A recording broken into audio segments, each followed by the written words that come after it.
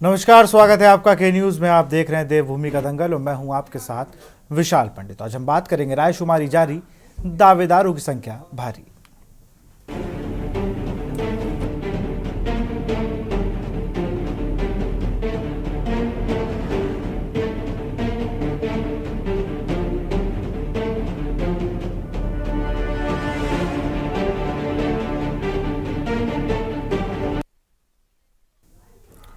उत्तराखंड में निकाय चुनाव के ऐलान के साथ ही भाजपा, कांग्रेस समेत तमाम राजनीतिक दलों के लिए जिताऊ प्रत्याशियों का चयन करना बेहद चुनौतीपूर्ण हो गया है। कल यानी 27 दिसंबर से नामांकन की प्रक्रिया शुरू होगी, लेकिन अब तक ना सत्ताधारी दल भाजपा और ना ही मुख्य विपक्षी दल कांग्रेस अपना प्रत्याशी का ऐलान कर पाई है। हालांकि बैठकों का दौर दोनों ही दलों में जारी है। वहीं प्रत्याशी चयन को लेकर भाजपा में माथापच्ची ज्यादा करनी पड़ रही है। इसके पीछे की बड़ी वजह है कि उत्तराखंड में भाजपा में विपक्षी दलों से अब तक 15,000 से ज्यादा नेताओं को पार्टी में शामिल कराया जा चुका है। बावजूद इसके भी गुरुवार को बड़ी संख्या में विपक्षी दलों के सैकड़ों नेताओं को भाजपा में ज्वाइन कराया गया। भाजपा प्रदेश अध्यक्ष का दावा है कि विपक्षी नेता विपक्षी पार्टियों में शामिल होने के साथ ही बड़ी संख्या में दावेदारों की संख्या कम होने लगी है। भाजपा अध्यक्ष की माने तो कांग्रेस समेत तमाम विपक्षी दलों के पास प्रत्याशियों का टोटा है। वहीं प्रत्याशियों के लिए मंथन के बीच कांग्रेस ने कैबिनेट मंत्री रेखा आर्या पर आचार संहिता के उल्लंघन का आरोप लगाया है। दरअसल मंत्री रेखा आर्या ने फुटबॉल मैदान और अंतर्राष्ट्रीय हल्द्वानी स्पोर्ट्स कॉम्प्लेक्स स्टेडियम का लोकार्पण किया, जिसको कांग्रेस ने आदर्श आचार संहिता के उल्लंघन का आरोप लगाते हुए राज्य निर्वाचन आयोग से कार्रवाई की मांग की है। सवाल यह है कि आखिर क्यों अब तक प्रत्याशियों का ऐलान भाजपा कांग्रेस नहीं कर पाई है। आज इसी मुद्दे पर चर्चा करेंगे, लेकिन उससे पहले ये रिपोर्ट देखिए।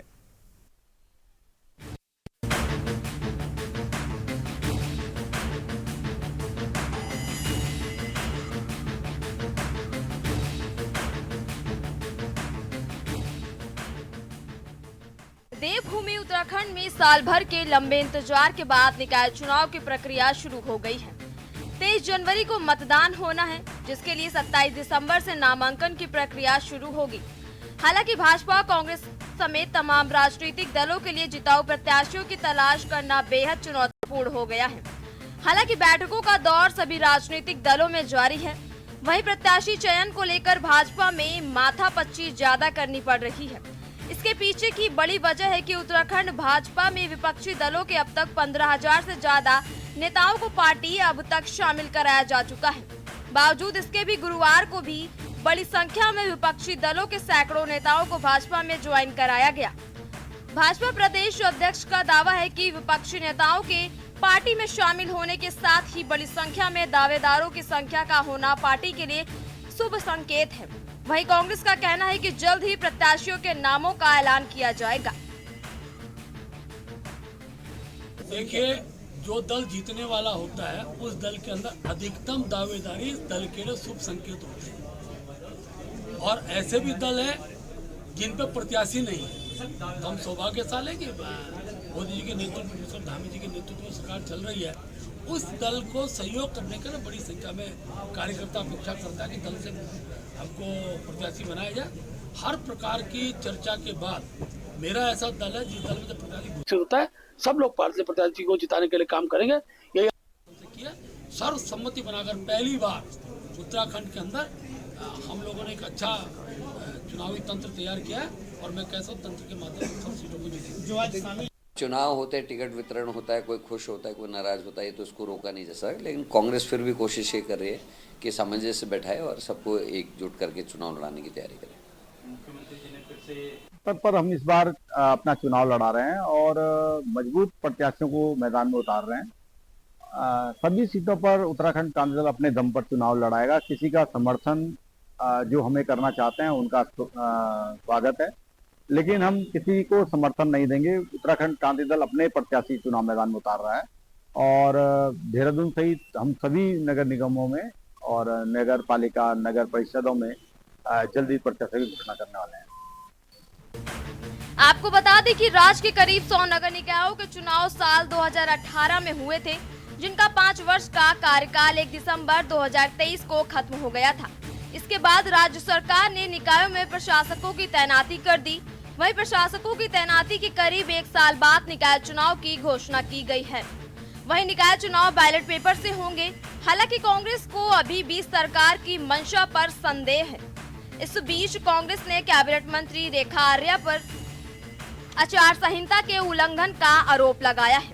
मंत्री रेखा आर्या ने फुटबॉल मैदान और अंतर्राष्ट्रीय हल्द्वानी स्पोर्ट कॉम्प्लेक्स स्टेडियम का लोकार्पण किया, जिसको कांग्रेस ने आदर्श आचार संहिता के उल्लंघन का आरोप लगाते हुए राज्य निर्वाचन आयोग से कार्रवाई की मांग की है। पार्टी को लोकतंत्र पे भरोसा ही नहीं है। वो साम दाम दंड भेद नैतिक अनैतिक सारे तरीकों से चुनाव जीतने की कोशिश करती है। और मैं समझता हूँ कि आज की तारीख में जो वातावरण है पूरे देहरादून से लेकर के पूरे राज्य के निकायों में भारतीय जनता पार्टी के खिलाफ है। 1 साल से तभी तो चुनाव नहीं करवा रहे थे, चुनाव से भाग रहे थे। अब वो बैलेट पेपर लूटने की परियोजना बना रहे होंगे, लेकिन लूटने नहीं देंगे। बैलेट से चुनाव होगा और निश्चित तौर पे कांग्रेस पूरे प्रदेश के अंदर परचम ले रहे हैं। बैलेट पेपर से चुनाव अब देखिए, बैलेट पेपर भी आ गया है, ईवीएम भी आ गया है।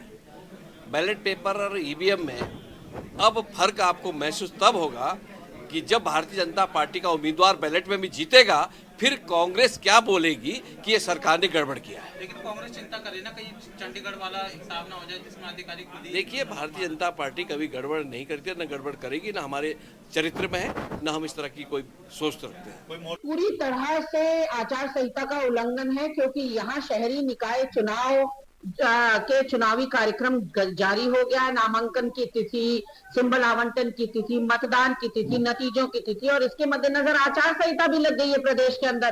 तो इस वक्त विपक्षी दलों ने तमाम अपने राजनीतिक कार्यक्रम जो हैं वो बंद कर दिए हैं और आचार संहिता के जो नियम कायदे कानून हैं उसके हिसाब से राजनीतिक पार्टियां चल रही हैं।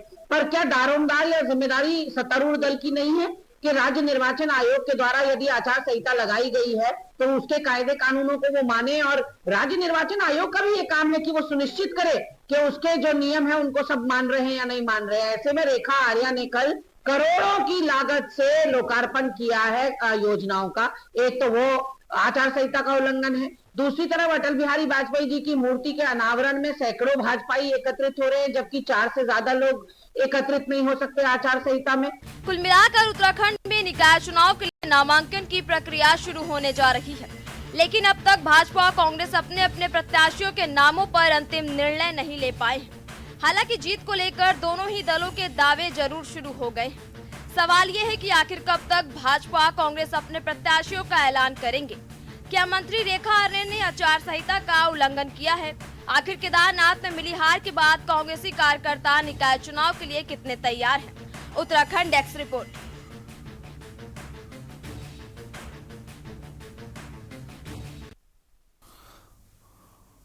और इसी मुद्दे पे हम चर्चा करेंगे। हमारे साथ राजेश बिष्ट हैं, प्रदेश प्रवक्ता हैं बीजेपी का। बहुत बहुत स्वागत है आपका। टीकम राठौर है, केंद्रीय प्रवक्ता यूकेडी, आपका भी स्वागत है। रतनमणि डोभाल है, राजनीतिक विश्लेषक, आपका भी स्वागत है। सबसे पहले तो राजेश बिष्ट जी का ही रुख करूंगा। सबसे अगर बात की जाए राजेश जी, तो मुझे लगता है कुछ चीज़ें बहुत हो जाना भी आपकी पार्टी के लिए दिक्कत हो जाती है। इतने कार्यकर्ता आपने रोज़ शामिल करा रहे हैं, अब ऐसा तो नहीं है किसी को कुछ आश्वासन दे के नहीं ला रहे होंगे, कुछ ना कुछ तो आश्वासन दे ही रहे होंगे। तो टिकट फाइनल ना होना एक ये भी बहुत बड़ी वजह है बीजेपी के लिए। अनम्यूट कर लीजिए। अनम्यूट की आवाज आ रही है? हाँ, अब आई आपकी आवाज। विशाल जी, देखिए, पूरे 1 साल से कांग्रेस पार्टी के जो भी कार्यकर्ता थे, पदाधिकारी थे, वो निरंतर एक ही चीज का रोना रो रहे थे कि चुनाव नहीं हो रहे हैं, चुनाव नहीं हो रहे हैं, चुनाव नहीं हो रहे हैं, देर से करा रहे हैं, हम जीतने वाले थे, हम ये करने वाले थे, वो करने वाले थे। अब चुनाव की डेट भी आ गई है, नॉमिनेशन भी फाइल होने वाला है, लेकिन मुझे ऐसा लगता है, जैसा मैं माहौल उत्तराखंड का देख रहा हूँ, कांग्रेस पार्टी को उम्मीदवार भी बहुत आसानी से नहीं मिल पा रहे हैं। तो एक तो होता है किसी राष्ट्रीय पार्टी का मंथन करना कि चुनाव लड़ेंगे कैसे, और चुनाव लड़ेंगे कैसे, उसके बाद उसमें क्या रणनीति होनी चाहिए। लेकिन कांग्रेस पार्टी ने अभी से एक नई रणनीति बनानी शुरू कर दी है कि अपनी हार का ठीकरा कभी बैलेट पेपर पे, कभी ईवीएम मशीन पे, और कभी किसी तरह से जो ये अनर्गल बयानबाजी देते हैं उस तरह से ये अभी से हार स्वीकार कर चुके हैं। तो इन्हें चुनाव से कोई सरोकार नहीं है। मैं ये मानता हूं कि ये चुनाव ये पूर्णतः हार गए हैं। प्रदेश की जनता, खासतौर पे लोकल बॉडी की जो जनता है, उन्होंने जब लोकसभा के चुनाव हुए, अपने विधानसभा के चुनाव हुए, तो निरंतर आप लोगों ने उनके नतीजे देखे। बाई इलेक्शन जो अभी हाल ही में हुआ केदारनाथ के अंदर, उसके नतीजे आपने देख लिए। तो जनता को कांग्रेस पार्टी से कोई उम्मीद नहीं है। भारतीय जनता पार्टी ने अपने सभी उम्मीदवारों की अच्छी लिस्ट तैयार कर ली है, जो बहुत जल्दी सार्वजनिक होने वाली है, आप सबके पास भी पहुंच जाएगी। तो अब आने वाले चुनाव में देखते हैं चलिए, किस तरह से कांग्रेस अपना नहीं, यूकेडी के लिए रणनीति क्या कहते करती हैं है। आप? उत्तराखंड क्रांति दल के लिए क्या कहें? कांग्रेस हटा दीजिए, उनके बाद प्रत्याशी नहीं, ये तो देखिए, बहुत उत्तराखंड मजबूती से क्रांति चुनाव दल लड़ रहे हैं ना। और इस प्रदेश के, अगर मैं कहूं कि नव निर्माण के लिए, प्रदेश के लिए अलग राज्य को स्थापित करने के लिए जो इनके द्वारा योगदान, इनके कार्यकर्ताओं के द्वारा योगदान दिया गया था, वो किसी तरह से भुलाया नहीं जा सकता। लेकिन जमीन पे जो जनता यूकेडी से उम्मीद करती थी, उस पर शायद ये बीते इन 24 वर्षों में खरे नहीं उतर पाए। बाकी चुनाव लोकतंत्र की एक खूबसूरती है, इस पे जैसे भी चुनाव में सारे राजनीतिक दलों के उम्मीदवार उतरेंगे तो उसके बाद नतीजे सबको देखने को मिलेंगे। चलिए, मैं जरा रुक कर लूँ टीकम राठौर जी का। टीकम जी, जवाब दीजिए, 24 सालों से आप लोग जनता की उम्मीदों पर खरे क्यों नहीं उतर पाए?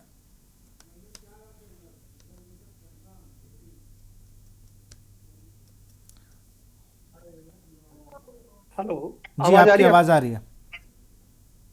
देखिए विशाल जी, ऐसा नहीं है कि जमीन पे हम लोग नहीं थे। पूर्व में काफी गलतियां हुई है, दल से भी काफी गलतियां हुई है, संगठन बनाने में बहुत गलतियां हुई है। जिस प्रकार से राज्य निर्माण के लिए आंदोलन हुए, उस समय जमीन से जुड़े हुए लोग सभी यूकेडी से जुड़े हुए थे, लेकिन उनको संजो कर रखना। 96 में हम वो जो हमारे पास अपॉर्चुनिटी आनी थी, वो भारतीय जनता पार्टी की तरफ चली गई, हम लोगों ने बहिष्कार करने के बाद। तो तभी से ये जो हमारा वोट बैंक खिसका हुआ है, इसको अब हमें ठिकाने पे लाने के लिए बहुत मत्तापच्ची करनी पड़ रही है। और इस बार हम बड़े जमीनी स्तर पर काम कर रहे हैं और सारे निकायों पे, सारे जिला पंचायतों में और ये आपके नगर निगमों में, सारी जगह हम लोग अभी इस बार पार्टिसिपेट कर रहे हैं और जमीन पे जुड़कर काम कर रहे हैं। और जिस प्रकार से यूकेडी के साथ तमाम अनुभवी लोग, रिटायरमेंट अच्छे अच्छे अधिकारी हमें नेतृत्व दे रहे हैं, तो हमें बड़ी खुशी है कि हमारे दल में अब काफी ग्रोथ देखने को मिल रहा है। जिस प्रकार से अभी केदारनाथ का चुनाव हुआ, तो केदारनाथ के चुनाव में भी हमें ये कुछ मात्रा में ग्रोथ बढ़ते हुए दिखा। तो अब हमारा जो हौसला है वो उससे ही बनता दिख रहा है कि यदि हम प्रयास करेंगे तो निश्चित रूप से लोग हमारे तरफ लालायित हैं और लोग यूकेडी को देखना चाहते हैं प्रदेश के अंदर। तो ये सारी जो कमियां खामियां हमारे दल में नेतृत्व के अंदर रही, अब हम इसको दोहराने वाले नहीं हैं। और जिस प्रकार से दोनों पार्टियों से त्रस्त होकर आज जनता परेशान है, ये बिन देखे क्या दिशा पवन। हेलो जी जी, अपनी बात को पूरा करें। जिस प्रकार से यूकेडी की तरफ आज उम्मीद लगा के लोग बैठे हुए हैं, तो हम जनता से भी अनुरोध करते हैं कि हम आपके उम्मीद पर पूरे खरे उतरेंगे। और जिस प्रकार से दोनों पार्टियों ने चुन चुन कर अपने जो शासन किए हैं, नमस्कार, उसमें इन्होंने भ्रष्टाचार का जो इनका महकमा रहा, हम महकमा ही बोलेंगे क्योंकि इन्होंने जानबूझकर भ्रष्टाचार किया है। जिस दिन भी निकायों और पंचायतों में उत्तराखंड क्रांति दल काबिज हुआ, उसी दिन से हम इनकी परत दर परत खोलना शुरू कर देंगे। ये जनता को, मैं उत्तराखंड की जनता को और शहर की जनताओं को, जहां जहां भी हमारे ये नगर निगम के चुनाव होंगे, हम आपको विश्वास दिलाना चाहते हैं कि हम बड़े ईमानदारी के साथ काम करेंगे। हमें चाहे किसी स्तर पर जहां आपको विश्वास हो सके कि यूकेडी अब जो पूर्व में जिस प्रकार से हम लोगों की शीर्ष नेताओं से भी गलतियां हुई, वो हम कभी नहीं दोहराएंगे। ये हमें अब सबक मिल चुका है और हमारा निवेदन है कि आप हमारे प्रत्याशियों को विजयी बनाएं, उनको। चलिए, बिल्कुल बिल्कुल, मैं जरा राजनीतिक विश्लेषक रतनमणि डोभाल जी का रुख करूंगा। बिल्कुल, टीकम जी आता हूं आपके पास, फिर से आऊंगा। टीकम जी, आऊंगा आपके पास। राजनीतिक विश्लेषक रतनमणि डोभाल जी हमारे साथ जुड़े हुए हैं। रतनमणि जी, पहाड़ पर निकाय चुनाव बड़ा लंबा इंतजार के बाद हो रहा है, राजनीतिक दल एक दूसरे पर आरोप प्रत्यारोप लगा रहे हैं, लेकिन ज़मीनी हकीकत क्या है? जनता ने जो साल भर झेला, जो परेशानियां झेली, उसको लेकर जनता वोट कर रही है या किसी और चीज़ को लेकर दिमाग में? क्योंकि जैसे निकाय चुनाव खुला है तो लोगों ने धारणा बना ली कि भाई इस बार निकाय चुनाव में इन मुद्दों पर हम वोट देंगे। ये मुद्दे मेरे लिस्ट में हैं।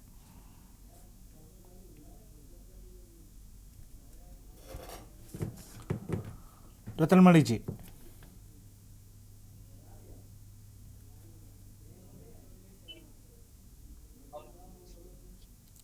आपकी आवाज हम तक नहीं आ रही है। अब आ रही है? हाँ, अब आई आपको आपकी आवाज आ रही है आवाज, मेरी? आ गई आ अब आ गई। रही? हाँ, पहले म्यूट था। देखिए विशाल जी, बात ये है कि एक साल के बाद चुनाव हो रहा है। एक साल पहले हो जाना चाहिए था, वो नहीं हुआ है। लेकिन जो सवाल आप पूछ रहे हैं कि उस साल के उसमें जो अफसरशाही नौकरशाही के हवाले किया गया लोकल बॉडी को, उसका असर होगा। मैं समझता हूं कि जब चुनाव होता है तो चुनाव में लोग वो भी चीजें सामने आती है, लेकिन सबसे महत्वपूर्ण हो जाता है फिर राजनीति कि कौन सी राजनीति चल रही है, किसका राजनीति में ज्यादा दबदबा है, वो निर्भर करता है तय कि लोग किसके साथ जुड़ेंगे क्या है।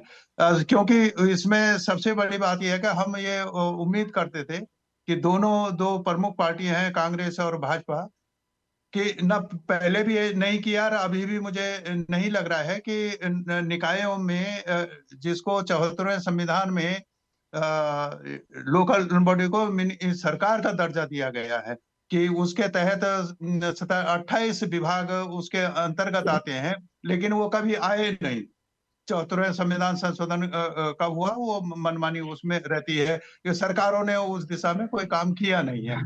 तो अब ये होता कि ना तो कांग्रेस अभी ये कह रही है कि हम नगर निकाय चुनाव में कोई घोषणा पत्र लेके आएंगे कि प्रदेश में हम निकायों में क्या विकास का तरीका ढांचा होगा, क्या नीति नियोजन का होगा, और ना सत्तारूढ़ भाजपा कह रही है। और ये सबसे दिक्कत वाली बात यह है कि लोकल बॉडी जो लोकल नेता हैं, जो विधायक हैं, वो उसको ही बाईपास करके, या अगर जो चेयरमैन है, जो चुनी हुई बोर्ड है, बॉडियां अगर उसके कहने सुनने में है तो वो थोड़ा बहुत वो चल लेता है। अगर उसके कहने सुनने में नहीं है तो वो फिर न तो सरकार उनको पूछती है ना ये करते। एक संघर्ष का वातावरण हमने देखा है। खुद भाजपा के जो रुड़की में ये सब तमाशा होता रहा है, हरिद्वार में कांग्रेस का महापौर रही है तो वहां पर वो स्थिति अलग अलग, मतलब बोर्ड कहीं जा रहा है, महापौर कहीं जा रहे हैं। ये सारी चीजें और करप्शन का ये सारे हो रहा है क्योंकि उनके ना जो बोर्डों में आने वाले लोग हैं, जो या तो उन्हीं के लोकल बॉडी में हरिद्वार में या देहरादून में इतना बड़ा प्रोजेक्ट चल रहा है, स्मार्ट सिटी बन रही है, तो और बिना बोर्ड की सहमति से कोई काम नहीं हो सकता। लेकिन ये सारे उन बोर्डों को बाईपास करके अफसरों के माध्यम से उनको चला रहे हैं, और जो लोगों की समस्याएं हैं वो और कम होने के बजाय वो बढ़ती जा रही हैं। ये बात तो ये मैं आपके के न्यूज के माध्यम से ये अनुरोध भी करना चाहूंगा दोनों राजनीतिक दलों से कि वो अपना एक एजेंडा, एक प्रत्यावेदन या घोषणा पत्र, जिसको जो भी आपको संभव हो पूरे उत्तराखंड में, कि वो निकायों को क्या अधिकार देना चाहते हैं और जो संविधान में प्रदत्त जो अधिकार उनको मिलना चाहिए उसको देंगे कि नहीं देंगे। ये दोनों पार्टियों के लिए मैं कह रहा हूं कि ये चीज अगर आ जाए तो लोगों को सुविधा होगी चयन करने में कि किस पार्टी को वोट देना चाहिए, किसको नहीं देना चाहिए। एक बात। दूसरा, मैं ये कह रहा हूं कि ये असंतोष तो है कि एक साल आपने नौकरशाही के हवाले बोर्डों करके रखा है और इस एक साल में बहुत सारी समस्याओं का सामना लोगों को करना पड़ा। एक दूसरा सवाल ये है, टैक्सेस का सवाल है। बिल्कुल, गृह कर जो बढ़े और विकास को आपने वो टैक्सों से जोड़ दिया कि अगर आपको ग्रांट तब मिलेगी जब आप लोगों पे टैक्स लगाएंगे, टैक्स की वसूली करेंगे, उसकी भरपाई करके। ये कुछ सवाल ऐसे हैं जिन पर ये जनता पे जाएंगे, जनता में ये सवाल हैं और इन सवालों पर वो राजनीतिक दलों से चाहेंगे कि इस पर साफ गोई से वो अपनी बात रखें कि ये जो हाउस टैक्स, मैं 1 मिनट आपका ले रहा हूं जी। हमारे यहाँ जो हाउस टैक्स लगता था, गृह कर जिसको बोलते हैं जी, उसमें पहले वो पानी भी हमको मिलता था शिविर भी मिलती थी, स्ट्रीट लाइट भी मिलती थी, सफाई की व्यवस्था भी उसी में होती थी। और वो गृह कर, अब क्या हो रहा है, गृह कर लगातार बढ़ता जा रहा है लोगों पर, और पानी का पैसा अलग हमको देना पड़ रहा है, शिविर का पैसा अलग देना पड़ रहा है, और ये सफाई का पैसा अलग देना पड़ रहा है। यूजर चार्ज के नाम पे सफाई में वो निजीकरण हो गया उसका।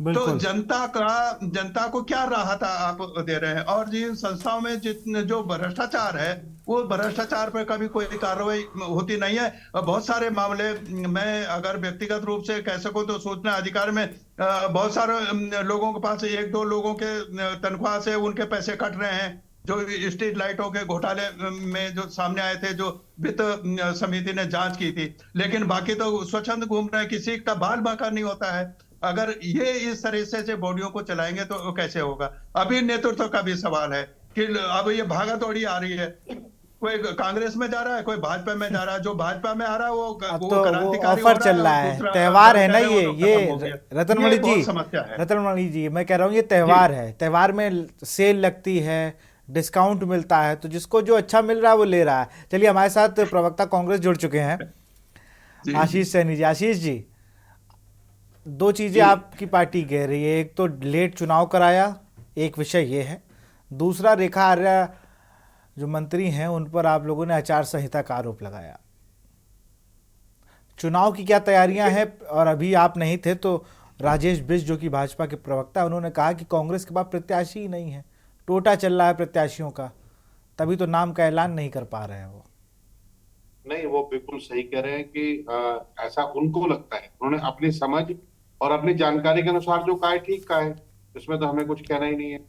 अब हमारा ये कहना है दूसरा विषय जो अभी रतनमणि डोभाल जी ने भी कहा, नगर निकायों की व्यवस्थाओं को लेकर उत्तराखंड की डबल इंजन की सरकार की विफलता, ये इस चुनाव का मुख्य मुद्दा है। ऐसे किस विषय पर बात करें, जिस विषय पर भी बात होगी वहीं पर उनकी एक विफलता दिखाई देती है। लेकिन सबसे बड़ा आश्चर्य ये है कि देवभूमि के अंदर लगातार हर मोर्चे पर विफल होने के बावजूद जो हम लोगों के बीच में लेके जा रहे हैं कि इनको चुनाव में जीतने के लिए, ये चुनाव में जीत के आधार पर ये कहते हैं कि अगर हम विफल है तो जनता में जीता क्यों नहीं है? क्योंकि सच्चाई ये है कि धार्मिक ध्रुवीकरण पर जीतते हैं। जीतने के लिए दूसरा फार्मूला, और जीतने के बाद कहते हैं कि हम लोग अगर भ्रष्टाचार कर रहे हैं तो ये साफ कहते हैं कि उत्तराखंड की जनता ने भारी बहुमत देकर इनको भ्रष्टाचार करने की खुली छूट दी है। तो इसलिए ये बात क्लियर हो कि आपने शहरों की दशा खराब की है, पीने के पानी की उपलब्धता यदि देवभूमि में नहीं हो पा रही है ढंग से, तो आप समझ लीजिए दिल्ली और मेरठ जैसे इलाकों में तो कहाँ मिल पाएगी।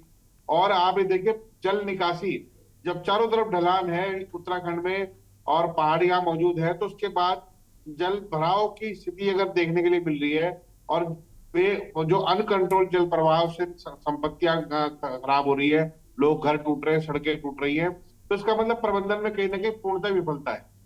नगर निगमों के में का मुख्य काम पथ प्रकाश, सफाई और ये सब व्यवस्थाएं करना है। उत्तराखंड के अंदर स्थिति है कि ये थोड़े से शहरों में एक सर्वे होता है जो उसमें अपनी पीठ थपथपा लेते हैं कि हमारा नंबर 1 चल रहा है, हमारा नंबर 1 चल रहा है।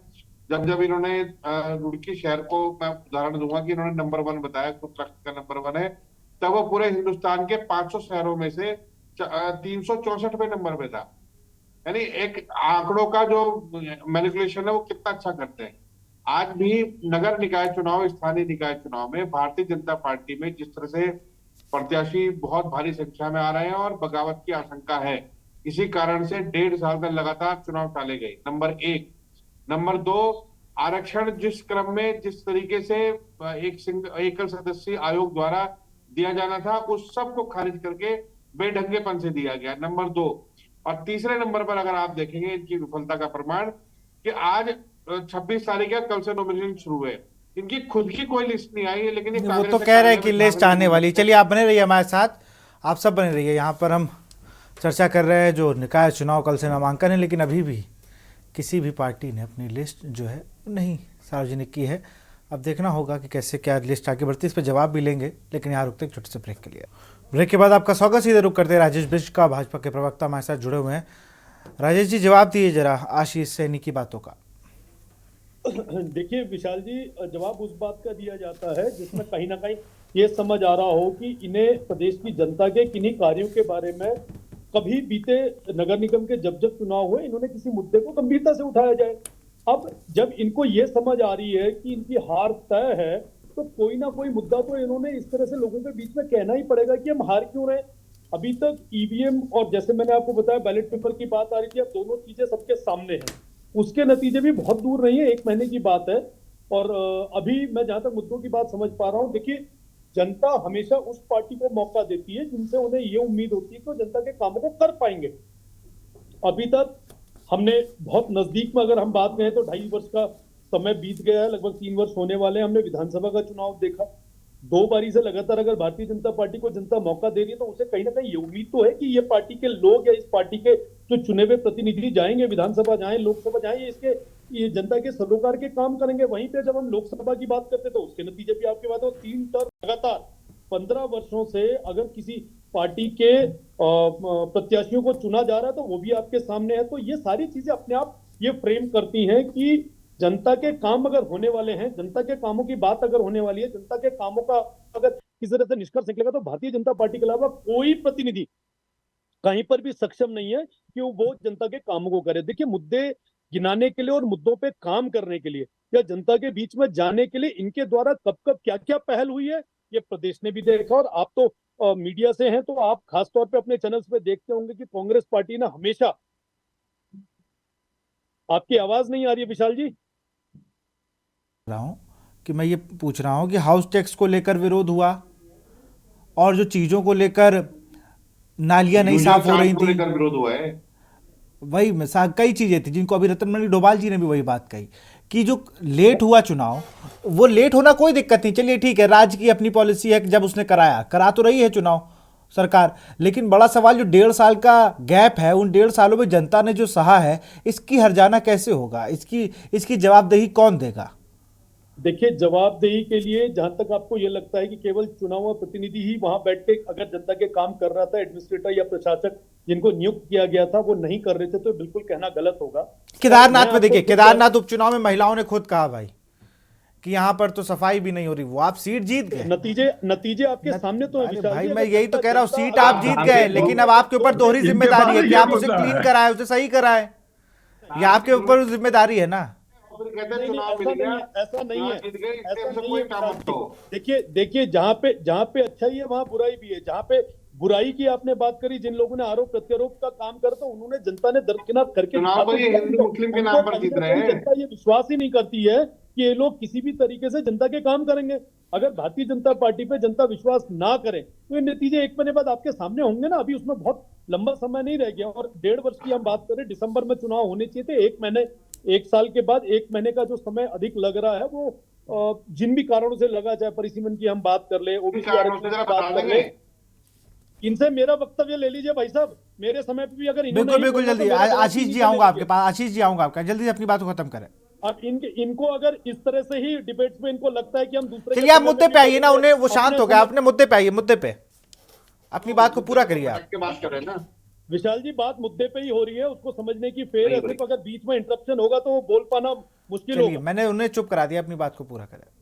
देखिए, मैं आपको जहां तक बात कह रहा हूं कि जनता के कार्यों की बात आप कह रहे हैं, हाउस की आपने बात करी, यूजर चार्ज की बात आपने करी, और आपने जहां तक ये कहा कि 1 साल से प्रशासक बैठे तो जनता के काम नहीं हो रहे, बिल्कुल ठीक नहीं है ये बात। इसीलिए मैं आपको कह रहा हूं कि जनता के काम ऐसा नहीं है, देरी से वो समय भी सबने देखा है जहां 21, 21, 22 साल तक यूपी के समय पे इन्होंने चुनाव नहीं कराए थे। तो ये इस तरह के आरोप तो बिल्कुल ना लगाएं तो अच्छा नहीं लगता इनके मुंह से। जनता के जो भी काम है, अगर जनता के अहित में कोई काम हो रहा है या उनके मन मुताबिक काम नहीं हो रहा, तो उस पर आगे अपने एजेंडे में भारतीय जनता पार्टी रखेगी उन चीजों को, वो काम सब होंगे। ऐसा नहीं है कि वो काम नहीं होंगे। किसी तरह की अगर जनता को किन्हीं कारणों से परेशानी हो रही तो उसका जो हल होगा वो निकाला जाएगा। चलिए आऊंगा रतनमणि जी आपके पास, फिर मैं चलता हूँ टीकम राठौर जी। टीकम जी, पुरानी बातें होने लगती हैं कि जब कांग्रेस ने कई साल नहीं कराया, जब यूपी का हिस्सा थे, तो तमाम चीज़ें होती हैं, लेकिन बड़ा सवाल ये है, निकाय चुनाव मूल मुद्दों से हटा तो नहीं है। कल से नॉमिनेशन फाइल है, अभी कौन प्रत्याशी है नहीं है भी इसकी जानकारी नहीं है, लेकिन मूल मुद्दे जो हैं कहीं वो सिमट तो नहीं जाएंगे। एक बड़ा सवाल ये भी है निकाय में, जिसका चर्चा कम हो रही है।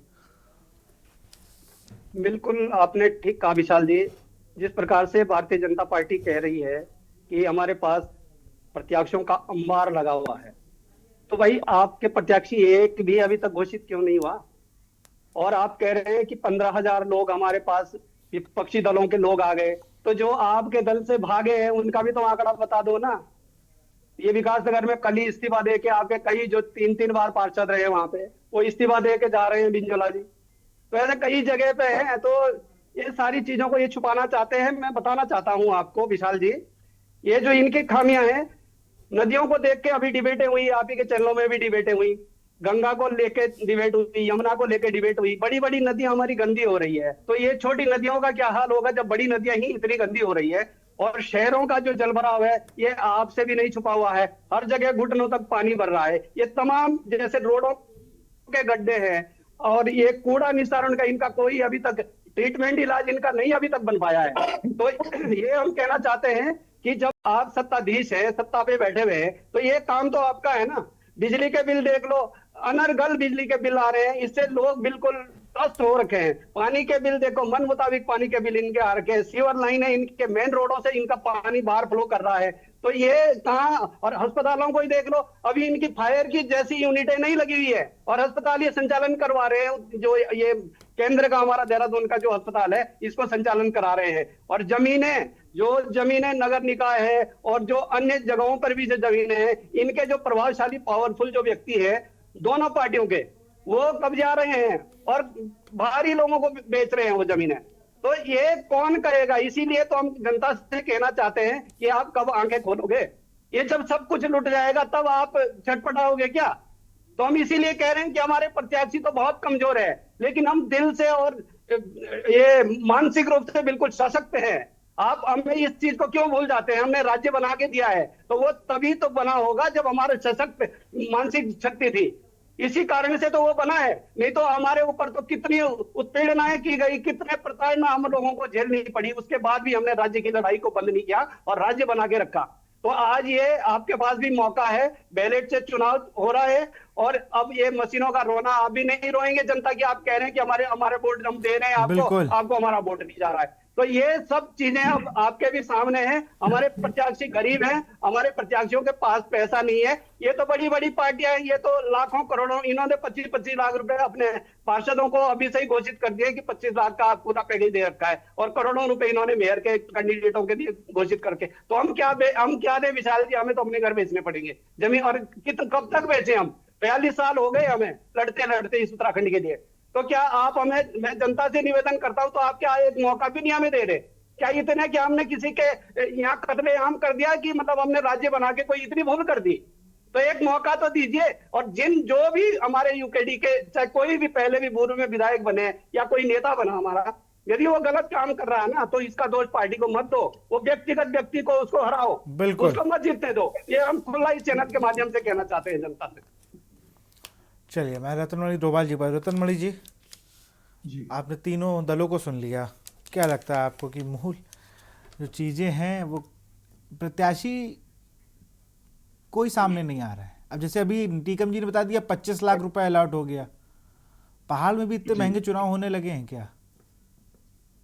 देखिए, अभी चुनाव के तो आप देख रहे हैं कि विधानसभा में कैसे हो रहा है। विधानसभा से ज्यादा खर्चा निकाय के चुनाव में होना। लोकतंत्र की प्रथम इकाई है हमारे नगर निकाय और पंचायतें, और उनमें विधानसभा और इनसे ज्यादा लोग पैसा खर्च कर रहे हैं। और वही स्थिति है कि अभी तक जो ये प्रत्याशी भी चयन नहीं हो पाया है।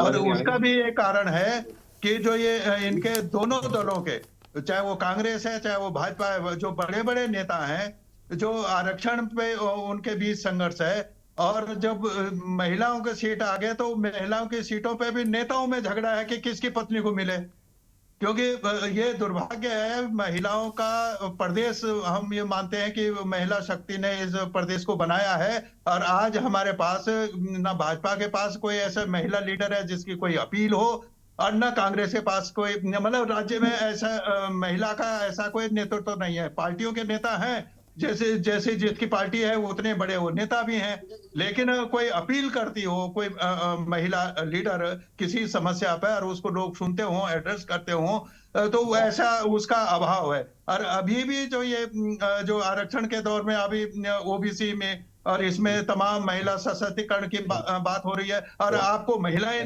नहीं मिल रही हैं, उसमें नेताओं में झगड़ा हो रहा है कि मेरी पत्नी को दो और उसकी पत्नी को दो, इसलिए ये घोषणाएं नहीं हो रहे हैं। और ये जो दोनों शासक दल हैं, चाहे वो कांग्रेस है चाहे भाजपा है, कोई 19 है कोई 20 है, उसमें चल रहा है। भाजपा है सत्ता में तो इसलिए उसमें ज्यादा होगा स्वाभाविक रूप से। लेकिन मैं ये कह रहा हूं, अभी वो भाई जो राजेंद्र जी कह रहे थे, वो उन्होंने एक इशारा जो कर दिया ये बैलेट पेपर का इसका।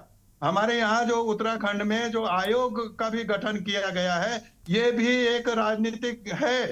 एक रिटायर आदमी को उपकृत करने के लिए आपने उसमें आयोग में बैठाया है, और अब आप ये क्या करेंगे, कांग्रेस को घेरने के लिए ये काम करेंगे। ये कांग्रेस को समझ नहीं आ रहा है ये कि इन्होंने ईवीएम को छोड़ के बैलेट पे क्यों, क्योंकि वो बैलेट की मांग कर रही है कांग्रेस। अब ये बैलेट पे करा के वो जीत के एक तरफा से उत्तराखंड में जीत के पूरे देश में ये चिल्लाएंगे कि देखो हमने तो बैलेट भी करा के देख लिए। अब इनकी बात है, ये जो राजनीति है इसके पीछे, ये बहुत बड़ी राजनीति भारतीय जनता पार्टी करती है और कर रही है, उसको अधिकार है। ये मैं ये भी नहीं कह रहा हूँ कि वो गलत कर रही है, क्योंकि ये तो कांग्रेस की मांग है कि बैलेट से चुनाव होना चाहिए, और बैलेट पे वो करा के दिखाएगा एक तरफा। अच्छा, बड़ा सवाल ये है रतनमणि जी, मैं आशीष सैनी सवाल लूंगा। अगर बैलेट के बाद भी नतीजे आपके हक में नहीं आते, तब आप क्या करेंगे? हाँ, यही मैं कह रहा हूँ, ये तो कांग्रेस को बीजेपी वाले घेरेंगे ना। बिल्कुल, आशीष जी जवाब दीजिए। अगर मैं कह रहा हूँ, मैं ये नहीं कह रहा हूँ कि आपके नतीजे हैं, जनता वोट डालने जा रही है, मैं कह रहा हूँ अगर नतीजे आपके पक्ष में आ गए तो बैलेट वाला जो दांव है वो तो ठीक है, अगर नहीं आते तब आप क्या कहेंगे? देखिए, कांग्रेस पार्टी और साथ में हमारे कुछ सहयोगी दलों, उन्होंने स्पष्ट रूप से किया हुआ है कि चुनाव में हम चुनाव बढ़िया जीते या बढ़िया चुनाव हारे, ईवीएम को हटाया जाना चाहिए। ईवीएम से पारदर्शिता समाप्त हो रही है, लेकिन खाली ईवीएम से समाप्त नहीं हो रही। चुनाव आयोग ने जैसे इलेक्ट्रॉनिक एविडेंस, जैसे सीसीटीवी फुटेज या अन्य चीजों को जिस प्रकार से पिटिशनर को देने से रोक लगाई है, उस पर आपत्ति है। हमें चुनाव आयोग की निष्पक्षता पर भी सवाल है। खाली बैलेट दे देने से कुछ नहीं होगा। जिस प्रकार से जिला पंचायत चुनाव हुए थे हरिद्वार में, और सत्ता का नंगा नाच सबने देखा, झूठे मुकदमे और बाकायदा प्रत्याशियों के जीत के बाद ये कहा कि भाजपा का पटका पहनोगे तो आपको सर्टिफिकेट मिलेगा, अदरवाइज नहीं मिलेगा। इस तरह की बातें खुलेआम हुई है, डीएम और एसएसपी के सामने हुई है, और तानाशाही का पूरा दौर चला है। अब दूसरी बात मैं बताऊंगा, तानाशाही के दूसरे दौर में आरक्षण जब जारी किया गया और एकल सदस्यीय आयोग जस्टिस ब्रह्म सिंह वर्मा ने कमीशन ने अपनी रिपोर्ट सबमिट कर दी। रिपोर्ट के अनुसार जिस क्षेत्र में आरक्षित वर्ग अधिक है उसको आरक्षित किया जाना था, और चक्रीय क्रम में अल्फाबेटिकल ऑर्डर का इस्तेमाल किया जाता है। पूरे नियम कानून की धज्जियां उड़ाकर उत्तराखंड सरकार ने जिस तरह से अपने कार्यालय में बैठे एक दूसरे से मालूम किया, भाई तेरे घर में कौन लड़ रहा है, तेरे मामा जी क्या करते हैं, तेरी चाची जी क्या करती है, ऐसे करके आरक्षण तय किया। और आपत्तियां आदि से मैं कह रहा हूँ 90% आपत्तियां देखी ही नहीं अधिकारियों ने। ये एक तानाशाही का दौर ही तो है, हम इन सबके खिलाफ तो लड़ रहे हैं। अब दूसरी बात आ जाती है नगर निगम की।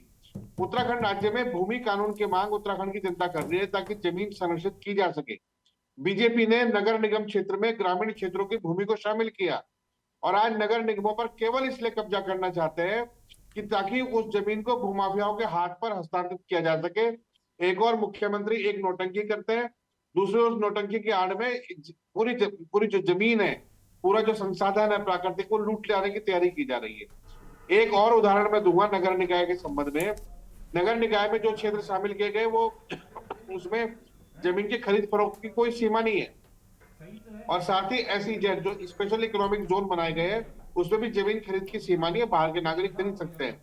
मैं आज भी 50 उदाहरण लेके बैठा हुआ कि जहां दूसरे राज्यों के लोगों ने जमीनें खरीदी है, 1 बीघा से लेकर 2 बीघा, 5 बीघा, 10 बीघा, कोई प्रशासन शासन देखने वाला नहीं है। क्योंकि जब भी सवाल खड़ा करेंगे तो बीजेपी कहेगी देखो हम तो चुनाव जीत रहे हैं, इसलिए हमें सारे भ्रष्टाचार करने का अधिकार है। एक और बढ़िया उदाहरण आपके सामने प्रस्तुत करूंगा आपके चैनल पर। गंगा नदी पर शराब पीकर और मीट खाने वाला आदमी, उसको वो बीजेपी के टिकट का दावेदार है, बहुत अच्छे ढंग से उसका बीजेपी में स्वागत किया जा रहा है। घोटालों में आरोपी जितने लगे हैं सबका स्वागत किया जा रहा है।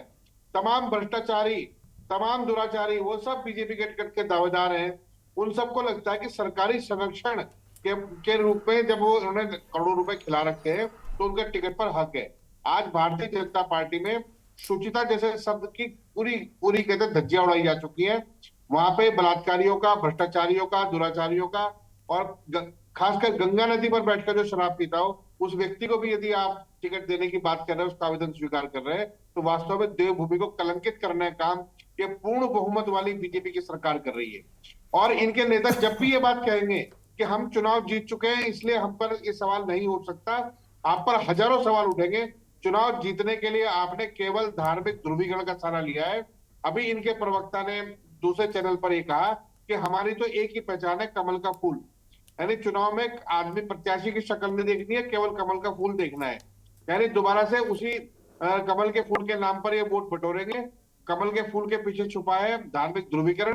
धार्मिक ध्रुवीकरण के ठीक पीछे खड़ा है पूंजीवाद का भ्रष्टाचार। पूंजीवाद के भ्रष्टाचार से धार्मिक ध्रुवीकरण होता है, उस धार्मिक ध्रुवीकरण से चुनाव जीतते हैं और इस भ्रष्टाचार को ढकने की कोशिश करते हैं। नगर निकाय चुनाव में 2 साल 1.5 साल इन्होंने लेट करा दिया। आप बताइए ना, एक देश एक चुनाव की नौटंकी करने वाले लोग ये एक प्रदेश में निकाय स्थानीय निकाय चुनाव। बड़ा सवाल ये भी है कि एक देश एक चुनाव की बात हो रही है, तो मुझे लगता है उत्तराखंड निकाय को रोक देना चाहिए था। हो सकता है बिल को लेकर चीजें क्लियर हो जाएं और जल्दी से आ जाए, तो फिर ये पैसा बर्बाद होगा। मैं सर आपको एक बात बताऊंगा सिर्फ 10 सेकंड में जी। बीजेपी दोगले चेहरे की पार्टी है। चलिए आ जाऊंगा, हर बात पर दोगलापन है। कोई बात नहीं चलिए अब उनका जवाब भी लेने, समय की कमी है, थोड़ा शब्दों को भी देखिए। और राजेश जी आपके पास आऊंगा। राजेश जी जवाब दीजिए। देखिए विशाल जी, जिनके पास सफेद पोस्ट लोग हैं, जिनके पास साफ छवि के लोग हैं, जिस पार्टी में अभी तक एनबीडब्ल्यू में इनके जो नेता घूम रहे हैं और जिनका कैरेक्टर सर्टिफिकेट ये इस चैनल पे बांटने की कोशिश कर रहे हैं, उनके नतीजे जनता दे देगी। उसमें परेशान किस बात के लिए हो रहे हैं? आपके लिए चुनाव हार मान गए हैं तो उस तरह से स्पष्ट कर दीजिए कि चुनाव में कैंडिडेट ना होना अपनी हार। सवाल वही है, गंगा के आशीष आऊंगा आपके पास। आशीष, समय की कमी, जल्दी से उनको अपनी बात को पूरा करने दें। आशीष, अनुशासनहीनता से अगर इनको ये सवाल जवाब खुद करना है तो जवाब भी प्लीज इनसे ले लीजिए। आप जवाब आशीष, अरे बात पूरी तो होने दीजिए भाई। आशीष बात पूरी होने दीजिए। आशीष बात पूरी होने दीजिए।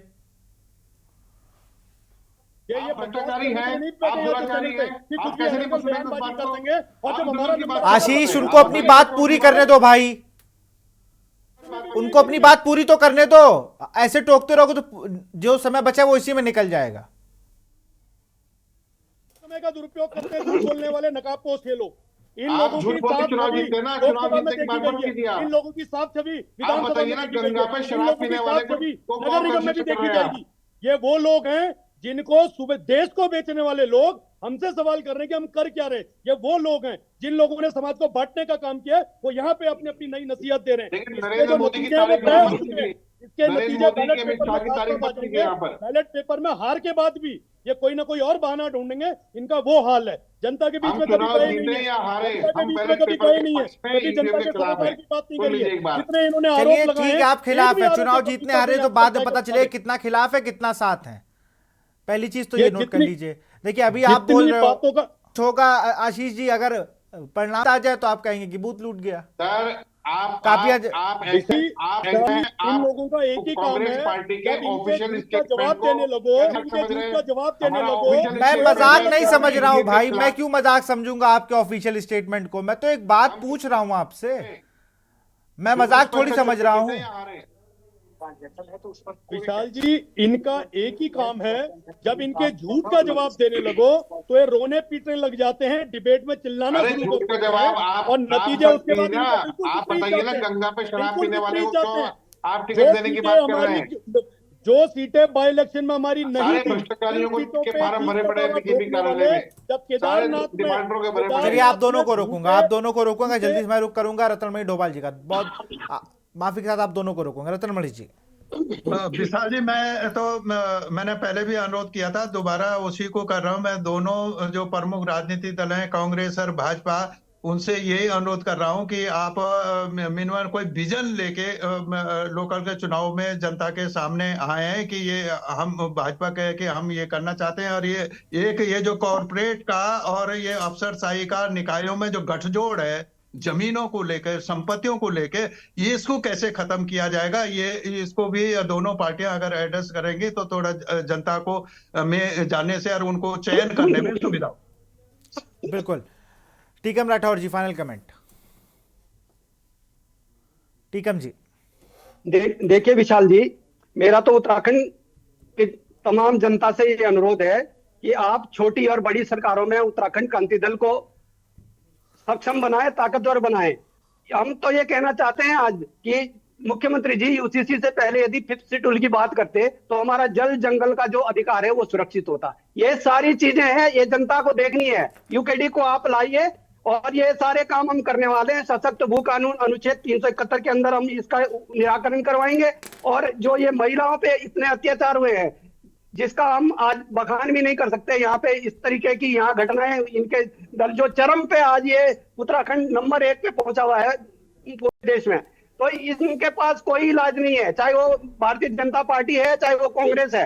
तो मेरा उत्तराखंड की तमाम जनता से निवेदन है कि आप उत्तराखंड क्रांति दल को सक्षम बनाए, ताकतवर बनाए।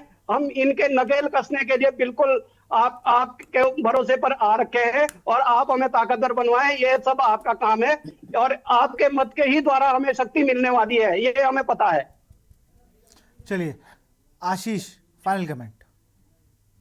देखिए, मेरा यही कमेंट है कि हम मुद्दों के आधार पर लोगों के बीच में जा रहे हैं। भारतीय जनता पार्टी की सरकार की जो विफलताएं हैं वो सामने है, मुद्दे सामने है, सब कुछ सामने है, उनके जवाब भी सामने है। बार बार ये कहते हैं कि हम चुनाव जीत रहे हैं इसलिए हमें भ्रष्टाचार करने दो।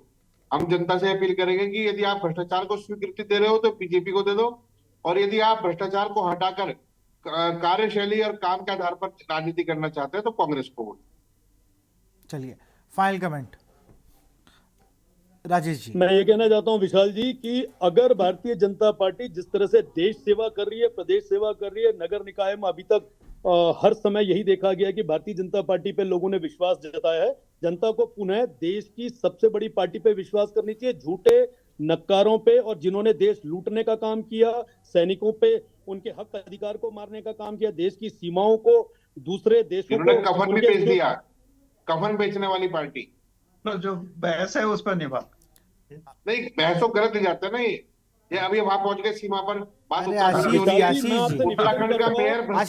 आशीष जी रिक्वेस्ट है भाई, इसीलिए मुद्दे से मत भटको, मुद्दे से मत भटको, फिर कह रहा हूं मुद्दे से मत भटको। मूल मुद्दे लेके जनता के बीच जाओ। आप लोग नहीं जाते हो तभी ये हो रहा है। आप लोगों ने मूल मुद्दों को दिया है भुला। जो दिल्ली में चल रहा है वो उत्तराखंड का मुद्दा है। ये आप लोग के साथ दिक्कत हो गई है, ये दोनों पार्टियों के साथ है। उत्तराखंड के मूल मुद्दे को आप लोगों ने भुला दिया है, खत्म कर दिया। वहां की जनता कुछ भी कहती रहे, आप लोग नहीं सुनते हो, आप लोग नहीं सुनते हो भाई। पूर्व मुख्यमंत्री जेल में घूम रहे हैं, एनएच घोटाला इनके पास है, भर्ती घोटाला इनके द्वारा किया गया। आप जांच करा के जेल भेजे जिन्होंने घोटाला किया। आप क्या कर रहे हैं? आप सरकार में आप जांच कराइए। तमाम इनके मुख्यमंत्री जेल से बाहर निकले हुए हैं, ये अपना मखौटा निकालने की कोशिश नहीं करना चाहते हैं, क्योंकि इंडिया गठबंधन के जितने इनके मुख्यमंत्री हैं सारे जेल से छूट के इनके साथ इनके भ्रष्टाचार में लिप्त हो गए। ऐसे ही थोड़ी वो जेल जा रहे हैं। तो ये ना भूलें कि इनका इतिहास क्या रहा है, वर्तमान क्या रहा है और जनता इनको किस रूप में देखती है। ये हर जातियों को लड़वाने का काम को ये पार्टी खतरे में डालना चाहती है। इस प्रदेश के अंदर अगर याद हो रहा है भारतीय जनता पार्टी की पूर्व सरकारों ने किया है कि इनको इसलिए वोट नहीं देना है क्योंकि इस देश के अंदर, इस प्रदेश के अंदर ये ध्रुवीकरण की राजनीति करते हैं। ये उन लोगों को समर्थन देते हैं जो थूक जिहाद करते हैं, जो पेशाब जिहाद करते हैं, तो यहाँ पे जमीन के घोटाले करते हैं। इसलिए हमारी इस प्रदेश की जनता ने इनको वोट नहीं देना चाहिए। ये मैं बड़ी गंभीरता और जिम्मेदारी से कहता हूँ। चलिए रतनमणि जी फाइनल कमेंट। ठीक है राजेश, फाइनल कमेंट रतनमणि जी। देखिए अब ये तो उसी एजेंडे पे आ गए ना। भारतीय जनता पार्टी जो कर रहे, हम नहीं छेड़ना चाह रहे थे उस पर कि मेरा काम भी नहीं है वो, मैं किसी राजनीतिक दल से मेरा मतलब नहीं है। लेकिन इस भाई को मैं याद दिलाना चाह रहा हूँ। मैं अभी करण प्रयाग गया था। करण प्रयाग में किस तरीके से वहाँ लोगों ने इनको खदेड़ा। जब एक मामले को लेके वो धरने पे वहां बैठने लगे कि संघ के और दूसरे तमाम लोग, और जब वहां बाजार पूरा इकट्ठा हो गया तो इनको भागना पड़ा वहां से, और व्यापारियों के दबाव पे इनके लोगों के खिलाफ वहां मुकदमा हुए। इसी उस पर जो ये आज हमारे तो दुर्भाग्य ये है प्रदेश का कि मुख्यमंत्री उस एजेंडे को लेकर चल रहा है। वो कह रहा है लैंड जिहाद, थोक जिहाद और मस्जिद या पता नहीं क्या क्या कर रहा है। आज की तारीख में ये वहाँ यमुनोत्री से गंगा बह रही है उसकी बात नहीं कर रहे हैं, गंगोत्री से गंगा बह रही है उसकी क्या हाल है, जोशीमठ की बात नहीं कर रहे हैं। बिल्कुल आप ठीक बता रहे हैं, जोशीमठ की बात नहीं कर रहे हैं। ये लोगों को बांटने का काम कर रहे हैं और इस तरह के लोग अब आपको भगाने के लिए तैयार हैं, वो कर रहे हैं ये काम। ये इस उत्तराखंड की इस धरती पर। चलिए, बहुत बहुत शुक्रिया आप सभी का, बहुत बहुत शुक्रिया, बहुत बहुत शुक्रिया आपका। लगभग 1 साल 4 महीने का और कुछ दिन बाद निकाय चुनाव होने जा रहे हैं उत्तराखंड में। उसको लेकर सियासत गर्मा गई है। कहीं लिस्टें फाइनल तो नहीं है, लेकिन उम्मीद है। भाजपा अपने दावे पेश कर रही है कि हम जीतेंगे, कांग्रेस अपने दावे पेश कर रही है कि हम जीतेंगे। इसी बीच यूकेडी अपने मूल मुद्दों के साथ मैदान में है और ये कह रही कि अगर आप हमें जिताएंगे तो उत्तराखंड के जो पहाड़ के मूल मुद्दे हैं उनको लेकर हम आपके बीच आए हैं और आप हमें चुनिए तो हम उन चीज़ों को जल्दी से सही कर सकेंगे। अब देखना होगा कल से शुरू होने वाले नामांकन में कितने चौंकाने वाले नाम सामने आते हैं और 3 जनवरी को जब ये नाम वापसी होगी तो कितने नाम वापस होते हैं। तो फिलहाल उत्तराखंड में निकाय चुनाव को लेकर सियासत गर्मा चुकी है और देवभूमि के दंगल में फिलहाल इतना ही। देखते रहिए के न्यूज़ इंडिया। नमस्कार।